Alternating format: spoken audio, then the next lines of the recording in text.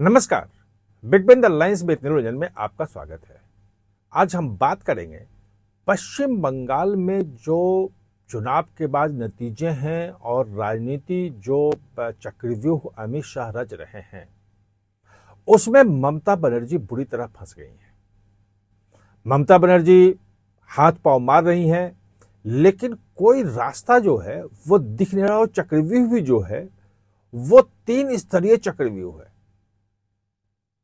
बंगाल का अलग है, जहां उनको अलग फ्रंट पे लड़ना है। दिल्ली का अलग है, और दिल्ली में जो चुनाव आयोग है वहां एक अलग चक्रव्यूह है, जहां मैंने एक बार बताया था कि वहां वो बहुत बुरी तरह फंस रही हैं। और ये जो राज्यसभा लोकसभा वाला है वहां अलग चक्रव्यूह है। कहीं भी बचना, कहीं भी निकलना ममता के लिए मुश्किल है। जो पार्टी के जो पैसे हैं, जो खजाने हैं, वो सब जब्त हो रहे हैं। 440 करोड़ जो बैंक में जमा था खाते में, वो फ्रीज कर दिया, उसको खर्च नहीं कर सकती। और पार्टी पे जो दावा है वो ऋतुव्रत बनर्जी का, वो मजबूती के साथ आगे बढ़ रहा है। ये अलग अलग चक्रव्यूह बनाने की जरूरत क्यों पड़ी, ये समझना जरूरी है। और कैसे हर चक्रव्यूह जो है वो ममता के गले का फंदा जो है वो कसता जा रहा है, और बिल्कुल पॉलिटिकली जो है वो खत्म करने की स्थिति जो है नौबत में ला दी है अमित शाह ने। तो सबसे पहले शुरुआत करते हैं कि जो राज्यसभा और लोकसभा के लिए 2 अलग अलग रणनीति। कुछ लोग कहते भी हैं कि भाई ये बैड टीएमसी और गुड टीएमसी की बात हो गई, और भाजपा जो है अपने वादे से पलट गई कि जिस भाजपा ने कहा था कि टीएमसी के अब किसी नेता को हम नहीं लेंगे, और अमित शाह ने कहा था कि हम नेता को नहीं लेंगे, वो 3-3 जो सांसद जो राज्यसभा से इस्तीफा दिए थे, दिन में जो है वो भाजपा ज्वाइन किया, और शाम को उन्हीं राज्यसभा की खाली सीटों के लिए उन्हें उम्मीदवार बना दिया गया।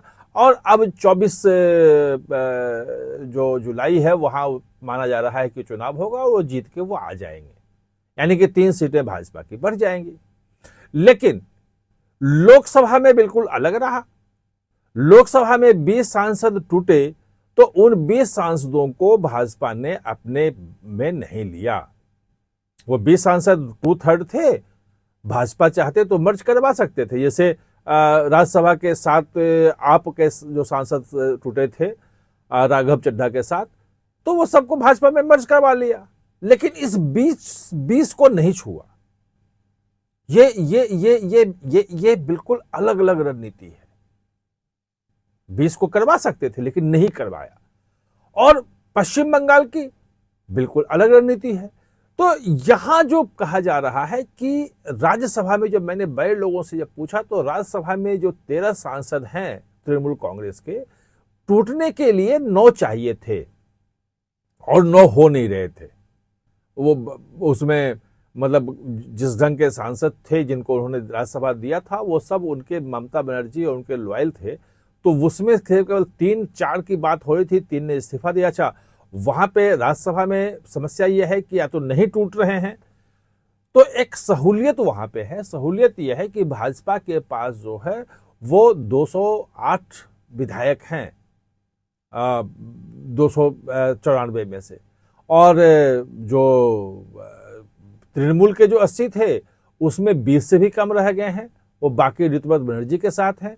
यानी कि वहां भाजपा आसानी से जिसको टिकट देगी, चूंकि विधायक उन्हें वोट करता है, तो उसको जितवा के ला सकती है। लोकसभा में स्थिति ये नहीं है। लोकसभा में जनता वोट करती है, और ये जो 20 सांसद मतलब इस्तीफा देकर के और वहां चुनाव लड़ने की स्थिति में नहीं थे, और इसीलिए उन्हें तो टूटने के लिए कहा गया कि आप टूट जाओ। और उसमें बहुत लोग ऐसे थे जो भाजपा को गाली देने वाले भी थे, जिन्होंने भाजपा के खिलाफ पता नहीं क्या क्या चीजें बोली थी। तो अब सबको लेने की स्थिति में था कि अगर भाजपा लेती है तो फिर उनके पुराने बयान जो हैं वो घूमने लग जाते, वो चलने लग जाता कि देखो भाजपा के खिलाफ, राम के खिलाफ, हिंदुत्व के खिलाफ ये सब बोला था, और अब जो है उन्हीं को ये वापस ले रहे हैं। ये सयानु घोष वाला अगर आप देखें तो वो तो इनको बहुत भारी पड़ जाता। तो इसीलिए वहां पे एक अलग रणनीति बनाई कि हमें आपकी ज़रूरत है, एनडीए में आप रहें, आप जो कुछ भी हैं उसमें भी एक सामान्य सांसद के रूप में हैं, कोई नेता तो है नहीं, नेता में तो सुदीप बंदोपाध्याय रहेंगे नेता में, काकोली जो हैं घोष वो नेता में रहेंगी, तो उनसे आराम से मतलब भाजपा कर सकती है, और बाकी सयानी घोष वगैरह जो लोग अपना नीचे रहें, कोई समस्या नहीं है।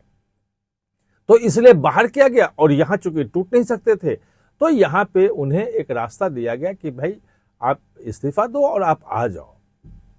तो जो गुड टीएमसी और बैड टीएमसी है वो आप यहां देख लिए, साफ साफ हो गया कि जो बैड वाले थे उनको भेज दिया कि भाई आप जो है वो एक नई पार्टी जिसको कोई नहीं जानता है उसमें आप शामिल हो जाओ, और जो जहां पे आप टूट नहीं सकते हो तो आप हमारे पास टूट के आ जाओ, हम जिता के ले आते हैं, भाजपा के 3 सांसद बढ़ जाएंगे। एक और ने इस्तीफा दे दिया है, रुक्मणी मलिक करके हैं, उन्होंने शायद राज्यसभा के सभापति को इस्तीफा भेज दिया है ईमेल से। अगर उनका एक्सेप्ट हुआ तो बाद में उनका भी चुनाव हो जाएगा, तो एक और बढ़ जाएंगे, 4 हो जाएगा, उनके और कम हो जाएंगे। लेकिन पश्चिम बंगाल के लिए बिल्कुल अलग है। वहां जो था कि हम टीएमसी को टच नहीं करेंगे, वो उस पर कायम है, और जो ऋतुपर्ण बनर्जी है वो मेन खेल वो करेंगे, टीएमसी को पश्चिम बंगाल से उखाड़ने का काम उनको दिया गया है। यहां जो मेन काम था दिल्ली वाला, राज्यसभा और लोकसभा का, वो था इंडिया ब्लॉक को कमजोर करना, इंडिया ब्लॉक का जो स्ट्रेंथ बढ़ा था उस स्ट्रेंथ को खत्म करना। 23 सांसद सीधे सीधे एक झटके में कम हो गए। 7 सांसद अगर उसका देख लें आम आदमी पार्टी का, तो 30 सांसद राज्यसभा लोकसभा मिला के एक झटके में कम कर दिया। 8 सांसद आने के लिए तैयार बैठे हैं लोकसभा में, जिनसे बातचीत हो रही है, शरद पवार वो भी एनडीए में आ जाएंगे, इंडिया ब्लॉक वहां भी कमजोर हो जाएगा। तो यहां जो दिल्ली का खेला था वो इंडिया ब्लॉक को खत्म करने का था, और जो पश्चिम बंगाल का खेला है वो ममता बनर्जी को खत्म करने का है। 2 अलग अलग चीजें हैं, और इसीलिए वहां पे जो काम हो रहा है, ऋतुपर्ण बनर्जी जो हैं वो असली टीएमसी का दावा कर रहे हैं और ममता बनर्जी को संरक्षक बना दिया है। और जो यहां पे बात आई है चुनाव आयोग में, और जो मैंने पहले वीडियो बनाकर आपको बोला था कि चुनाव आयोग का कहना है कि टीएमसी का संविधान के अनुसार 2021 में चुनाव होना चाहिए था, हर 3 साल में चुनाव, और चुनाव हुए नहीं। और ऋतुपर्ण बनर्जी ने चुनाव करवा के और सब डिटेल भेज दिया कि हमने कैसे जिला के पदाधिकारी, ब्लॉक स्तर के पदाधिकारी और तमाम राज्य स्तरीय पदाधिकारी सब हमने बना दिए हैं, सब हमारे पास ये हैं। तो अपने ही संविधान में वहां पे ममता बनर्जी फंस गई हैं, और उसका जवाब देना मुश्किल है। और चूंकि असली टीएमसी की बात हो रही है और टीएमसी के खाते में गड़बड़ी की भी बात हो रही है कि वहां से पैसे जो हैं वो एक एविएशन कंपनी को जो 149 करोड़ 50 करोड़ दे दिए गए, उससे उसने जहाज भी लिया, हेलीकॉप्टर भी लिया, और फिर उसी जहाज और उसी हेलीकॉप्टर को किराया पे ले लिया टीएमसी ने, और किराया दे रहे थे उसका। तो वो जो गड़बड़ी है, तो वो पैसे तो ब्लॉक हो गए। अब ममता बनर्जी के पास उनकी पार्टी टीएमसी का पैसा भी नहीं निकाल सकती हैं, वो दावेदारी भी उस पे ये लोग कर रहे हैं। जो फैसला आएगा वो बाद में होगा। लेकिन ये जो अलग अलग 3 स्तरीय जो फॉर्मूला जो अमित शाह ने जो अपनाया है, उससे ममता बनर्जी का पार पाना, निकलना मुश्किल लग रहा है।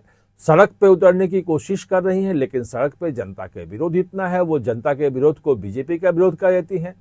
लेकिन जहां जहां अंडे फेंके जा रहे हैं टीएमसी के लोगों पे पास, कार्यकर्ताओं के पास, 10-15 साल में जो वहां पे करप्शन हुआ है, जो कट मनी लिया गया है, जो सिंडिकेट था, और जो पूरा का पूरा लोगों के पे जिस ढंग से वो पॉलिटिकल वायलेंस जो होता था, वो उस सबका अगर बदला गुस्सा निकल रहा है, तो सिर्फ भाजपा कह के नहीं कर सकते हैं, भाजपा के खिलाफ जनता खड़ी हो जाती। लेकिन जनता ममता बनर्जी के साथ नहीं दिख रही है सड़क पे भी। तो ये सिचुएशन बना दी है अमित शाह ने ममता बनर्जी की। अब दोबारा खड़ा होना मुझे बहुत मुश्किल लग रहा है। आप हमारे साथ जुड़े, इसके लिए बहुत बहुत धन्यवाद।